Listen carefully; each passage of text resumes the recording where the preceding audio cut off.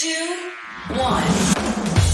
7 things you probably didn't know you need to know. I'm Jamie East, and this is the Smart 7. Good morning, everybody. It's Tuesday the 28th of June, and it's International Body Piercing Day. And a big happy birthday to Mel Brooks, Kathy Bates, John Cusack and Elon Musk. Monday saw day 2 of the G7 summit in Germany, with world leaders continuing to pledge their support for Ukraine for as long as it takes. They've also told Russia it must allow free passage of food from Ukraine and discussed further sanctions. US President Joe Biden spoke on Monday, setting out the plans for the next 5 years. Collectively, we aim to mobilize nearly $600 billion from the G7 by 2027. These strategic investments are areas of critical to sustainable development and to our shared global stability. While Canadian President Justin Trudeau described the commitments being made to Ukraine. We're increasing sanctions, we're stepping up with financial support, economic support, and military support as well. But despite the fighting talk, Putin continued his assault on the country, with Russian missiles hitting a shopping mall in the east of Ukraine with more than 1,000 people inside. So far, at least 13 people have been confirmed dead. Boris Johnson was one of the first to condemn Vladimir Putin's cruelty and barbarism following the attack. It comes after Ukraine's President Zelensky also addressed the G7 leaders, telling them he wants the war to be over by the end of the year before winter sets in. In his televised address on Monday night, he spoke about the attack. Today's Russian strike at a shopping mall in Kremenchuk is one of the most defiant terrorist attacks in European history. Russia will stop at nothing.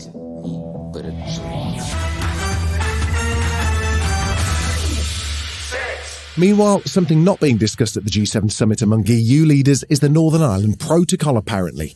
Speaking at the event, Boris Johnson suggested plans to tear up the Northern Ireland Brexit deal could be in place by the end of the year, but he indicated he's not expecting a diplomatic row over the matter.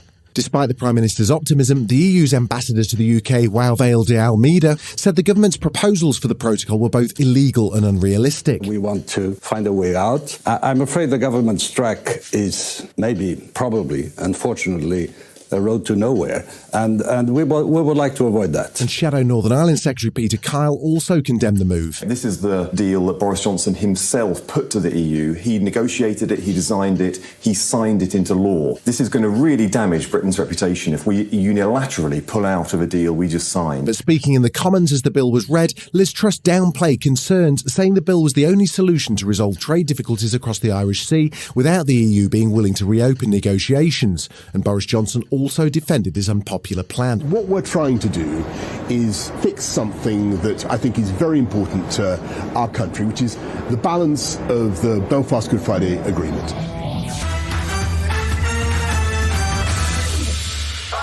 Over in the States, protests and public outcry continuing after a Supreme Court ruling on Friday removed American women's constitutional rights to abortion. The Senator for Tennessee, Marsha Blackburn, defended the decision to overturn Roe v. Wade. Speaking on Fox News, the Republican politician ignored January the 6th and ironically criticised Democrats for protesting against the Supreme Court's decision. When you look at the Democrats, if they do not get their way, what do? They go out and they riot, or they try to change the rules. Meanwhile, the Massachusetts Senator Elizabeth Warren fears faith's been lost in the Supreme Court, and she called for it to be expanded. I believe we need to get some confidence back in our court, and that means we need more justices on the United States Supreme Court.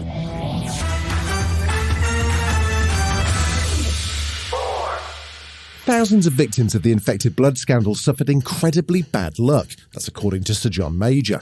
The infection of up to 30,000 people with HIV or hepatitis C from contaminated blood has been called the biggest treatment disaster in the history of the NHS.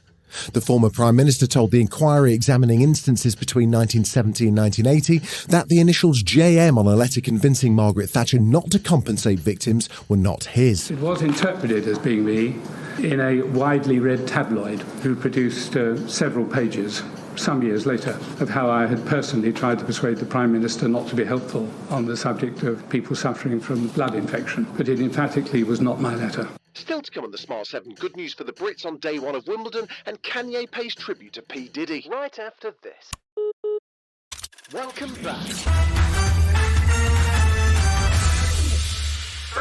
Day one of Wimbledon saw some good results for Britain's hopefuls. UK men's number one Cameron Norrie came through his first game in 3 sets, 6-0, 7-6, 6-3. And after a bit of a struggle, Andy Murray came through his first round game against Australian James Duckworth, winning 4-6, 6-3, 6-2, 6-4. And after early rain and a niggling injury, the crowd were delighted when Emma Raducanu stepped onto centre court for the first time for a straight sets win over Belgium's Alison van Uytvanck. A delighted Emma Raducanu impresses on her centre court debut. And what a way to get her Wimbledon campaign underway.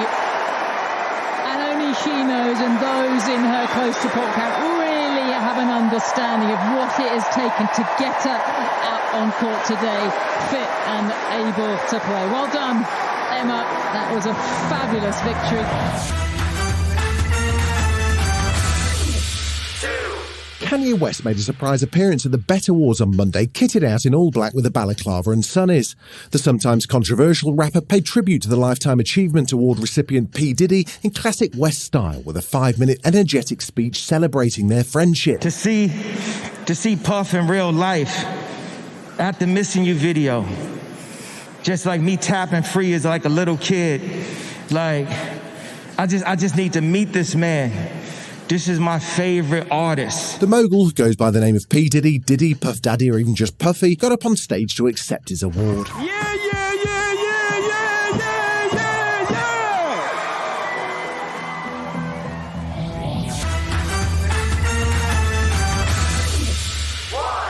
If a chilling, mysterious thrill is what you're after, then look no further. Apple TV Plus has just released the official trailer for Surface, a dark story set in high-end San Francisco about a woman who suffered a traumatic head injury that left her with memory loss. But of course, not all is as it seems. The first 3 episodes drop on July the 29th. Sophie, it's time to move forward. But I need to know what really happened. We do know. No, we think we know, based on what we think happened. What if I didn't jump? This has been The Smart 7. Wherever you're listening, do us a favour and hit the follow button. We'll be back tomorrow at 7 a.m. Have a great day. Written, produced and published by Daft Doris.